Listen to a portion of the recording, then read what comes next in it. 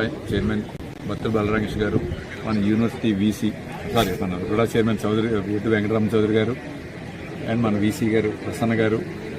వివిధ electrical department SC గారు, DE గారు అందరితో పాటు ఏదైతే అభివృద్ధి బంధంలో ఎన్డీఏ కూటమి ముందు తీసుకెళ్తానని ఏదైతే హామీ ఇచ్చిందో, డబుల్ ఇంజిన్ సర్కార్ వచ్చిన తర్వాత రాష్ట్రాన్ని ముందుకు తీసుకెళ్తాను పదే పదే భారతీయ జనతా పార్టీ ఏదైతే చెప్పిందో, ఈ రోజున రాజానగరం నియోజకవర్గం ఎమ్మెల్యే గారు కూడా మాకంటా కూడా మోడీ గారు ఎంత కష్టపడుతున్నారో అంతకంటా కూడా ఎక్కువగా మన నియోజకవర్గాన్ని పరుగులెట్టిస్తూ ఒక మండలంలోనే 4 స్టేషన్లు తెప్పించారు ఫర్ 33 కేవీ. అలా కదండి సార్, మీరు ఎన్ని కలవచర్ల కోర్టు చేస్తారు. ఓకే, ఎనీహో మన నియోజకవర్గానికి చాలా తెచ్చారు. అలాగే మన ఏదైతే యూనివర్సిటీ వీసీలు వేసారో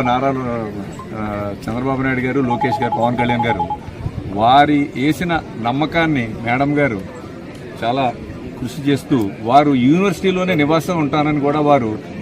అధ్యాపకులు కూడా యూనివర్సిటీలోనే ఉండాలనే సంకల్పంతో వారు ఇక్కడే నివసిస్తానని కూడా వారు నా గతంలో వారు చెప్తూ జరిగిన మాటలు. సో దీని మీద కూడా స్థానిక ఎమ్మెల్యే గారు, చైర్మన్ మన రుడా చైర్మన్ గారు కూడా స్టాఫ్ కూడా యూనివర్సిటీలో